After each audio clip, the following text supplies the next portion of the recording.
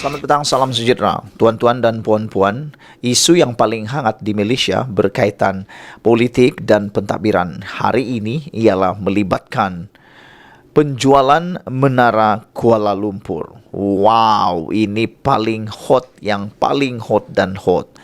Dan saya terkejut dalam melihat komen-komen di Twitter, dalam Facebook dan media sosial menulis, mungkinkah selepas Menara Kuala Lumpur, adakah Kuala Lumpur juga akan dijual? Sebelum kita teruskan, sila tekan butang subscribe, tinggalkan komen anda untuk membantu meningkatkan channel ini.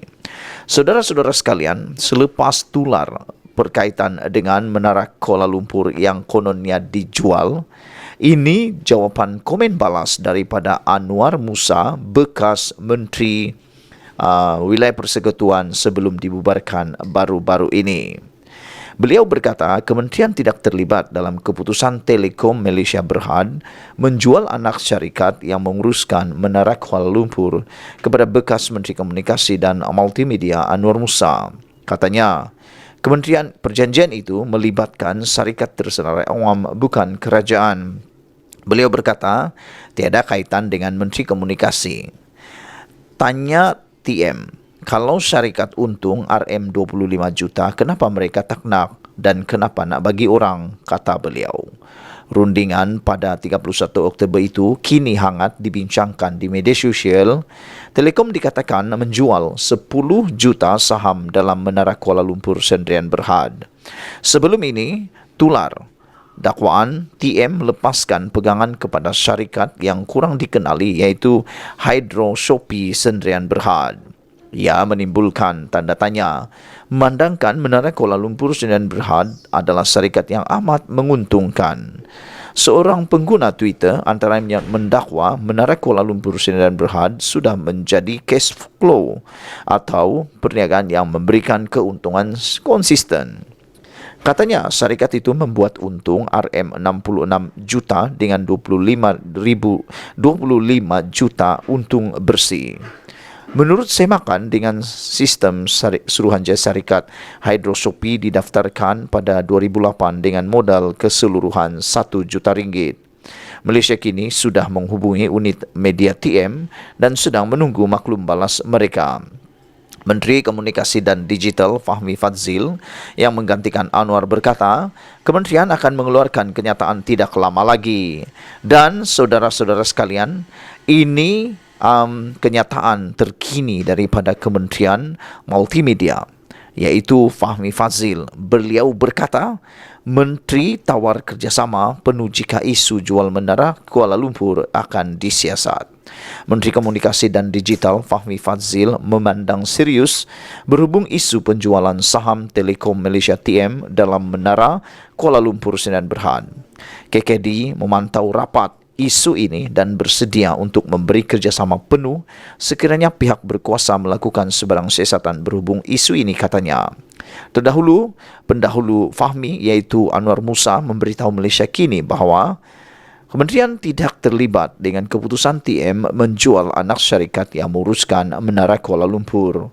Menteri dalam Kabinet Ismail Sabri Yaakob itu juga berkata, penjualan itu melibatkan syarikat tersenarai awam bukan kerajaan. TM dikatakan menjual 10 juta unit sahamnya kepada syarikat yang kurang dikenali iaitu Hydro Shopee Sdn Berhad. Tindakan yang menimbulkan tanda tanya memandangkan MKLSB adalah syarikat yang amat menguntungkan. Dalam kenyataan sebentar tadi, Fahmi berkata, dia telah menerima taklimat terperinci berkaitan konsesi pengurusan Menara Kuala Lumpur daripada Kementerian Komunikasi dan Digital pada 14 Disember. Dia juga katanya akan menerima taklimat menyeluruh berhubung perkara itu daripada TM pada 3 Januari. Saya difahamkan, kata beliau, bahawa konsesi pengurusan Menara Kuala Lumpur kini dalam tempoh interim ketiga sehingga 31 Disember 2022 oleh Menara Kuala Lumpur Sdn Berhad. Malaysia kini sudah menghubungi unit media TM dan sedang menunggu maklum balas mereka. Sebelum kita berpisah, saudara-saudara pendengar dan penonton sekalian, sila tinggalkan komen Anda tentang isu penjualan saham Menara Kuala Lumpur ini yang dikatakan telah menyebabkan Menara Kuala Lumpur dijual. Ada pendapat Anda, adakah isu ini harus dikorek sedalam-dalamnya kerana amat meragukan. Sekian dulu untuk kali ini. Jangan lupa tekan butang subscribe untuk membantu saya mengembangkan channel ini dan untuk mendapatkan isu-isu terkini daripada channel saya.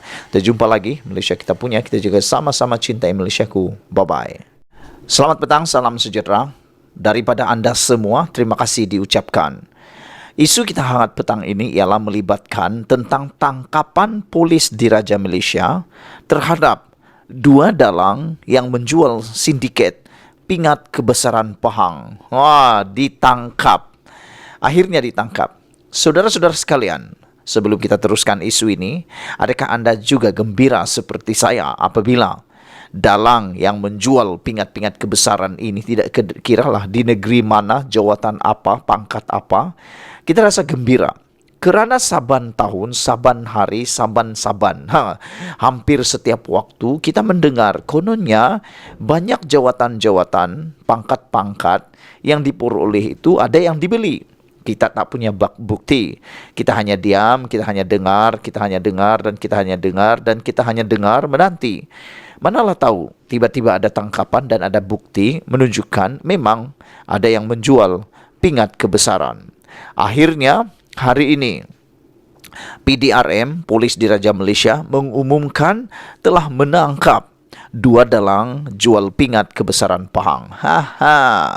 Sebelum kita teruskan, kamu tolong tinggalkan komen dalam ruangan komen anda. Apakah pada pendapat anda, apakah hukuman yang patut dikenakan kepada dalang penjual pingat kebesaran ini?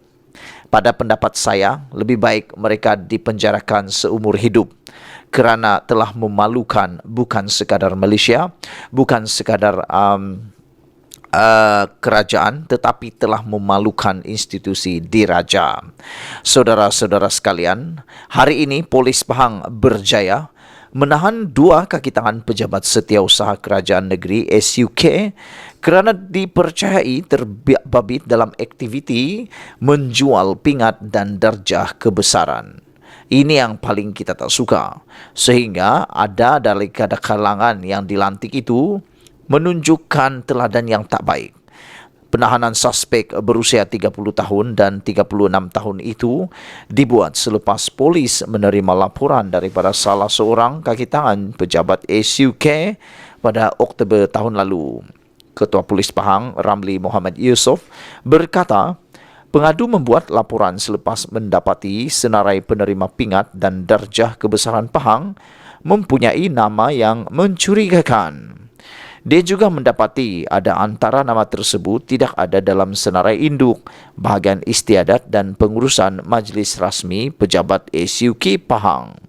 Katanya, kedua-dua suspek terbabit ditahan di sekitar Kuantan pada pagi tadi.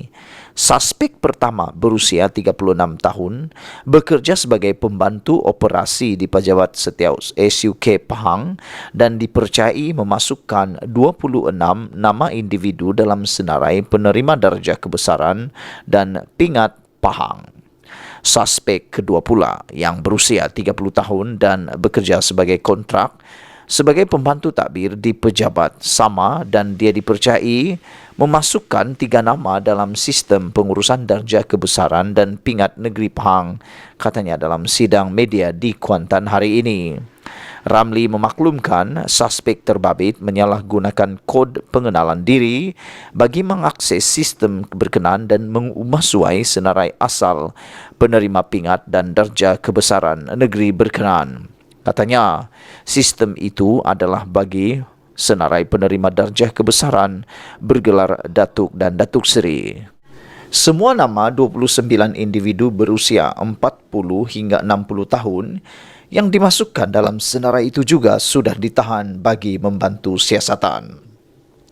Siasatan terhadap kedua-dua suspek dilakukan mengikut Seksyen 5 dalam kurungan 1 Akta Jenayah Komputer 1997, Akta 563 dan mereka didakwa di mahkamah Seksyen Kuantan esok, katanya lagi.